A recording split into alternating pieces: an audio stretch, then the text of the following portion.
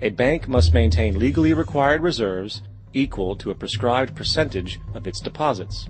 It then quantifies this by stating, under current regulations, the reserve requirement against most transaction accounts is 10%.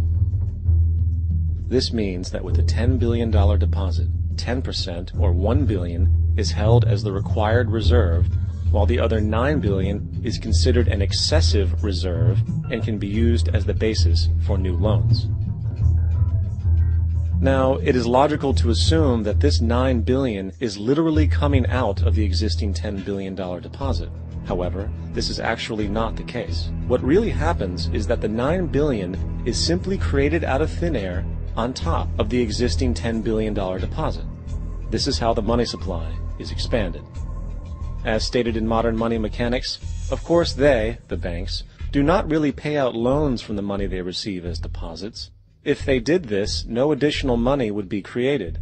What they do when they make loans is to accept promissory notes, loan contracts, in exchange for credits, money, to the borrower's transaction accounts.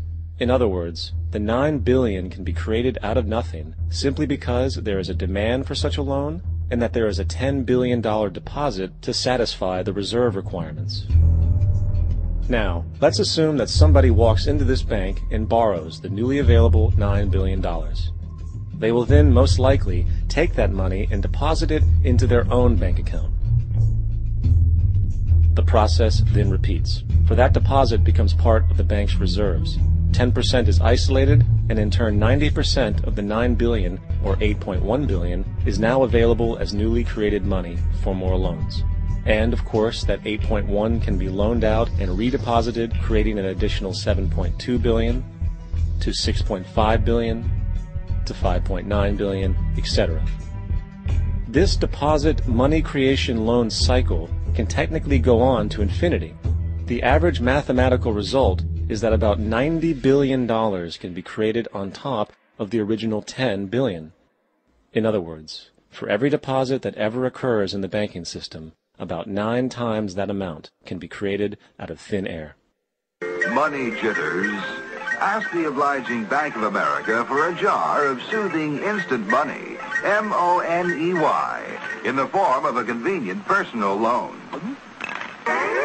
So, now that we understand how money is created by this fractional reserve banking system, a logical yet elusive question might come to mind. What is actually giving this newly created money value? The answer? The money that already exists. The new money essentially steals value from the existing money supply. For the total pool of money is being increased irrespective to demand for goods and services. And as supply and demand finds equilibrium, prices rise, diminishing the purchasing power of each individual dollar. This is generally referred to as inflation, and inflation is essentially a hidden tax on the public. What is the advice that you generally get? And that is inflate the currency. They don't say debase the currency. They don't say devalue the currency. They don't say cheat the people who are saved. They say lower the interest rates. The real deception is when we distort the value of money. When we create money out of thin air, we have no savings, yet there's so-called capital. So my question boils down to this. How in the world can we expect to solve the problems of inflation, that is, the increase in the supply of money, with more inflation? Of course, it can't. The fractional reserve system of monetary expansion is inherently inflationary. For the act of expanding the money supply, without there being a proportional expansion of goods and services in the economy, will always debase a currency. In fact, a quick glance at the historical values of the US dollar versus the money supply reflects this point definitively, for the inverse relationship is obvious.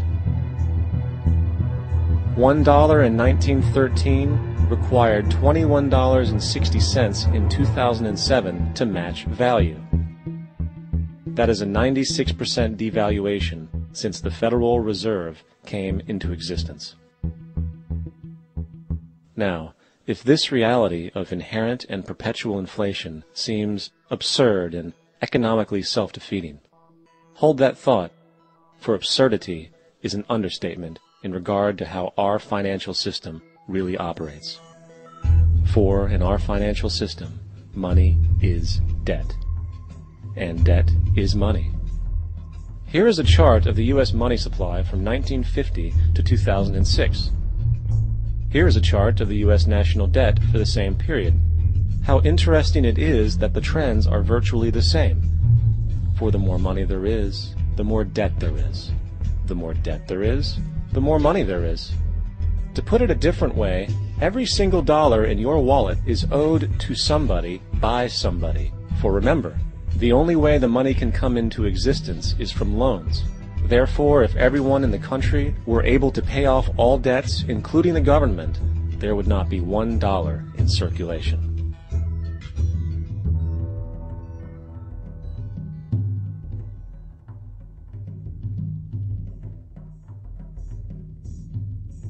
In fact, the last time in American history the national debt was completely paid off was in 1835 after President Andrew Jackson shut down the central bank that preceded the Federal Reserve.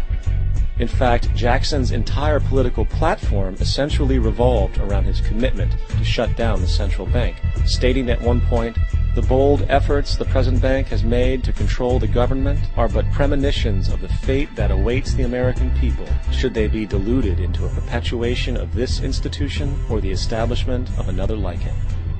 Unfortunately, his message was short-lived, and the international bankers succeeded to install another central bank in 1913, the Federal Reserve. And as long as this institution exists, perpetual debt is guaranteed. Now, so far we have discussed the reality that money is created out of debt, through loans. These loans are based on a bank's reserves, and reserves are derived from deposits. And through this fractional reserve system, any one deposit can create 9 times its original value, in turn debasing the existing money supply, raising prices in society. And since all this money is created out of debt and circulated randomly through commerce, people become detached from their original debt, and a disequilibrium exists, where people are forced to compete for labor in order to pool enough money out of the money supply to cover their costs of living. As dysfunctional and backwards as all of this might seem, there is still one thing we have omitted from this equation. And it is this element of the structure which reveals the truly fraudulent nature of the system itself: the application of interest. When the government borrows money from the Fed, or when a person borrows money from a bank, it almost always has to be paid back with accrued interest. In other words, almost every single dollar that exists must be eventually returned to a bank with interest paid as well. But if all money is borrowed from the central bank and is expanded by commercial banks through loans, only what would be referred to as the principal is being created in the money supply. So then, where is the money to cover all of the interest that is charged? Nowhere. It doesn't exist. The ramifications of this are staggering, for the amount of money owed back to the banks will always exceed the amount of money that is available in circulation. This is why inflation is a constant in the economy, for new money is always needed to help cover the perpetual deficit built into the system, caused by the need to pay the interest. What this also means is that mathematically, defaults and bankruptcy are literally built into the system, and there will always be poor pockets of society that get the short end of the stick. An analogy would be a game of musical chairs, for once the music stops, somebody is left out to dry. And that's the point. It invariably transfers true wealth from the individual to the banks. For if you are unable to pay for your mortgage, they will take your property. This is particularly enraging when you realize that not only is such a default inevitable due to the fractional reserve practice, but also because of the fact that the money that the bank loaned to you didn't even legally exist in the first place. In 1969, there was a Minnesota court case involving a man named Jerome Daly, who was challenging the foreclosure of his home by the bank which provided the loan to purchase it. His argument was that the mortgage contract required both parties, being he and the bank, each put up a legitimate form of property for the exchange. In legal language,